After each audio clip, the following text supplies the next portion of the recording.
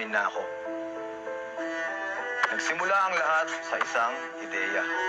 Ideya na kung magagawa ko, ay magbabago ang takbo ng lahat. Way back April 1, 2023, ay nag-iisip ako ng susunod na plano.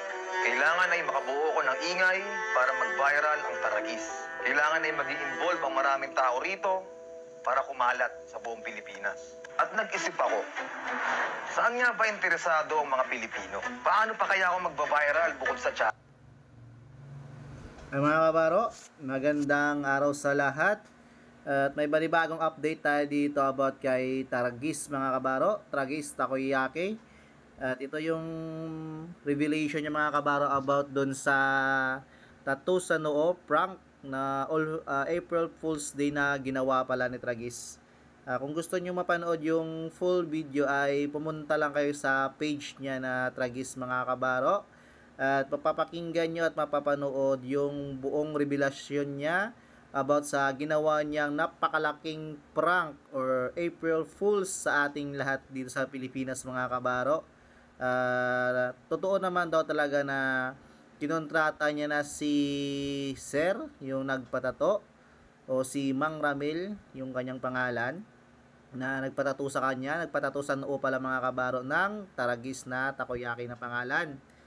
Talagang kakonsyaba niya na pala talaga yun mga kabaro. Noong una pa lang, bali March 28, 2024 pala or March 24 yata, nagpatato na si Kuya sa noo. Pero bawal muna siya lumabas kasi ipopost daw ni Taragis yung kanyang challenge ng April 1, eksaktong April Fool's Day mga kabaro.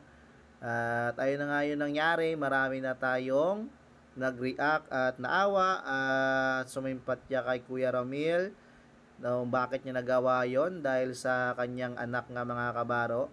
Pero yun na nga, inamin na nga ni Taragis na scripted lang lahat yung kanilang ginawa. Pero hindi naman talaga si Mang Ramil tumanggap ng basta-basta na pera mga kabaro kasi yung mga nagpaabot daw ng tulong sa kanya sa dami-dami mga kabaro ay iilan lang yung talagang tumulong at tinanggap niya yung pera mga kabaro.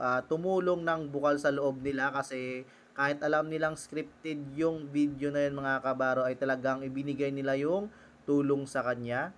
At sinadya lang din daw naman nila mga kabaro na pahirapan yung tao na kontakin si Mang Ramil kasi kung sino daw talaga yung willing na tumulong sa kanya ay talagang iaabot personally sa kanya, talagang gagawa ng paraan mga kabaro kung paano matulungan si Mang Ramil. Kaya ayos na ayos yung nagawang marketing strategy nito ni Taragis mga kabaro. Talagang pumatok ngayong 2024.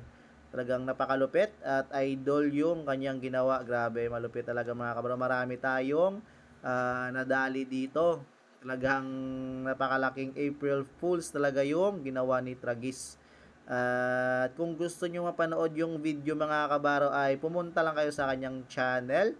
At ayos din kung yung kanyang ginawa mga kabaro kasi nakatulong siya kay Mang Ramil lalo na sa kanyang anak na special child mga kabaro. May talagang ayos din yung naging resulta kahit yung ganyan yung kanyang ginawa. Kung minsan syempre meron ding negative na feedback pero pakinggan nyo lang yung explanation yung mga kabaro hanggang sa dulo para kayo na rin ang humusga sa kanya. Kaya thank you for watching!